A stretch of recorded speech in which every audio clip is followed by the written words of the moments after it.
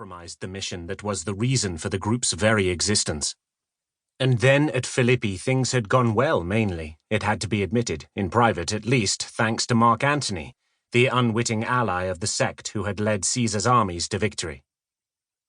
It was thanks to that success that Octavian had been able to consolidate the group and resume his role as triumvir. There was still much to do, both in order to build the society that he and the other members of the sect desired, and to finish avenging Julius Caesar and the other fallen members of his family.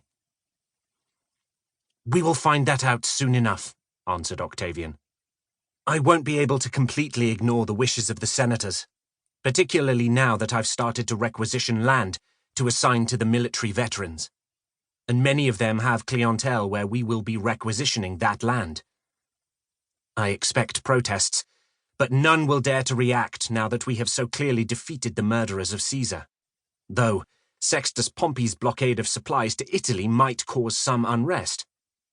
Anyway, we'll have to wait and see what Lepidus does when he discovers that the triumvirate is now only nominal, and that he will have to settle for Africa. By the way, Rufus, I want you to leave right away for Spain, and to install yourself there as the new proconsul before Lepidus thinks of some way of keeping it for himself." "Spain?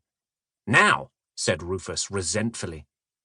"That's hardly somewhere where I can hope to conquer anything, apart from some rebellious tribe up in the north, perhaps. I want to stay here and fight Sextus Pompey, or go to some eastern province to expand our borders. We've always said that we wanted to push forward Rome's frontiers." Maecenas grew angry. Rufus had had his chance against Sextus Pompey, and he had thrown it away, allowing his fleet to be defeated by the son of Pompey the Great, and he was certain that Octavian would not give him another chance. He decided to intervene before Caesar's heir did. "You're an imbecile, Rufus. The expansion of our borders must be preceded by the consolidation of our power," he snapped. "Does it really look to you as though we are firmly in control of things? There's Lepidus to deal with, and several of Caesar's murderers still need to be eliminated. Sextus Pompey to stop, and Mark Antony, who thanks to the victory at Philippi is currently the most powerful man in the world. And even if he has gone off to the east, he still enjoys undisputed prestige, and he is watching us closely. And you are already thinking about new conquests." Octavian put a hand on Maecenas' arm to restrain him. "All in good time, Rufus," he said in a more conciliatory tone. "Spain is a land where Sextus Pompey has many supporters, and I need a man I trust there to prevent him from obtaining recruits for his fleets. We have to isolate him until we are ready to tackle him again face to face. Have you forgotten what happened the last time we tried?" he concluded, a subtle reminder of Rufus's failure, which provoked a shiver of gratification in Maecenas. But Rufus showed no embarrassment. He never did, in fact. "Yes, except that now I know how to face him and to defeat him. But you want to give that opportunity to Agrippa, don't you? You always hoped that I would fail just so that you could give the job to him," he complained. "It's no coincidence that you're keeping him by your side while you're sending me away, is it?"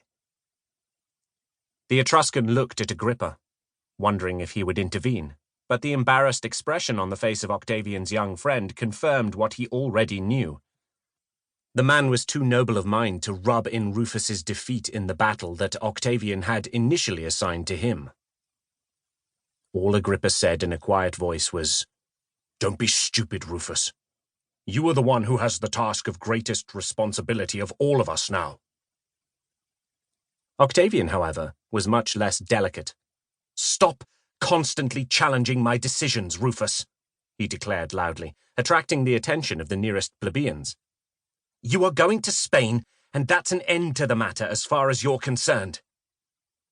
Rufus was about to react when a slave who was attempting to push his way through the cordon of bodyguards around 3 other members of the sect, the centurion Popilius Laenus, the latest addition to the Mars Ultor cult, and the 2 Germans, Ortwin and Veleda, old lieutenants of Julius Caesar, asked loudly if he could speak to the triumvir.